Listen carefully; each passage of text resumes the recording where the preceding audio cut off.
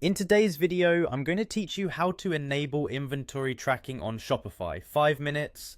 By the end, you'll know exactly how to turn on tracking for a product so your store reflects accurate stock levels and helps prevent overselling. First, go to Shopify in your web browser and sign into your store's admin.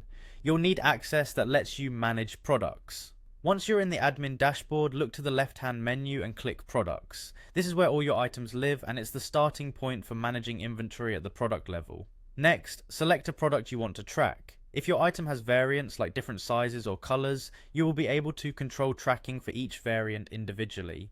Pick one product to start so you can see how the workflow looks from beginning to end. Inside the product editor, scroll until you find the inventory section. Depending on your theme and admin layout, it may sit below pricing and above shipping details. This area is where Shopify keeps settings like SKU, barcode, and the quantity available at each location if you use multiple locations. Now enable inventory tracking. Look for the option labeled track quantity or similar wording. Check that box to tell Shopify to monitor how many units you have. Once it's enabled, you'll see fields to set the available quantity.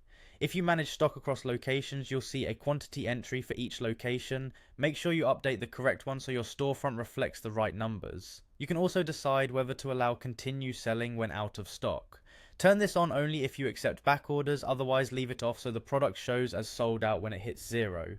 Enter your current on-hand quantity, double check your numbers, and then save your changes. Saving is important. Until you do, the storefront won't recognize the tracking or the quantities you just set. That's all there is to it. From now on, whenever this product sells, Shopify will automatically reduce the quantity. If you restock, come back to the same inventory section, adjust the numbers, and save. For products with variants, repeat the tracking step for each variant to keep everything accurate.